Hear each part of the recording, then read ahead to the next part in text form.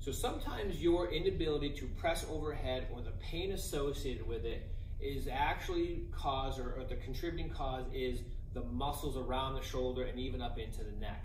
They can have restrictions that are going to cause pain. So we have to look at what we call soft tissue mobilization. It's a fancy word for massage type work. So take a look at the muscles in the back here. So they run from the hip and the low back area right up towards the shoulders. They run up and connect to the back of your head. And there's other ones that are kind of buried in deep that you can't see, but there's a lot going on back there.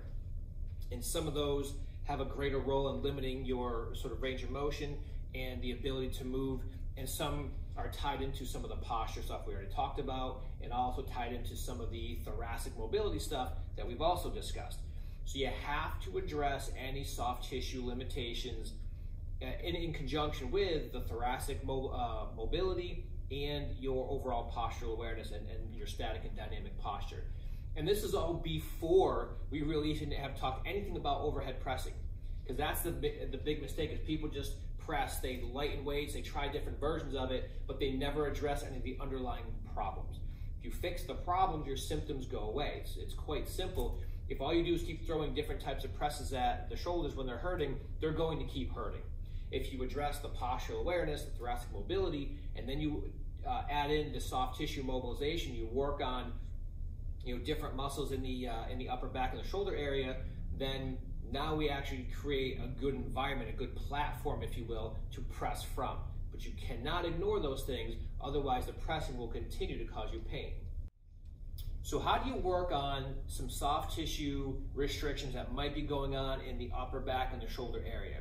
And one of the ways is using a device like this. So this is a TheraCane, and they make a bunch of other ones that look similar. And you can actually, if you know somebody or if you yourself have an actual cane, like a walking cane, you can do the same kind of thing with this. The opening is not as wide at the top of a sort of a walking cane, but I've used those before to do the same kind of idea, the same technique.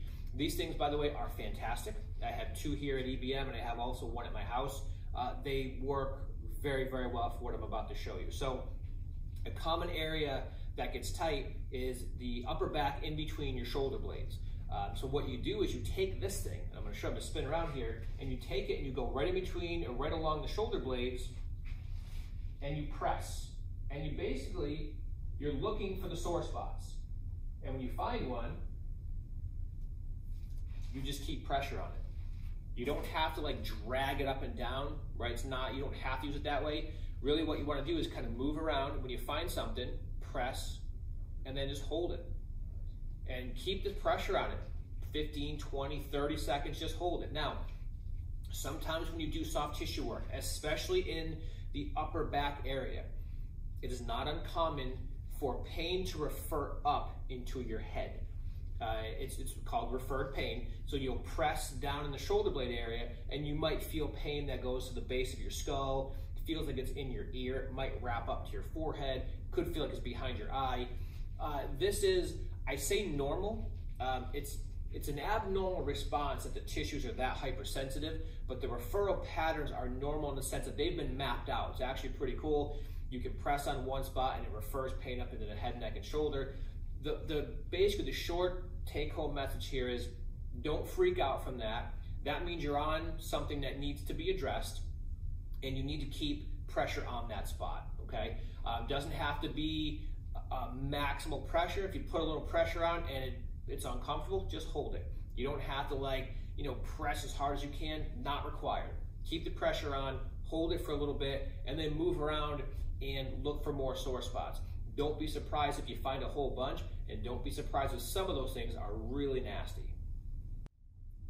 So another way you can work on the muscles in the upper back is using a foam roller. So I have a roller that's right around my shoulder blade area.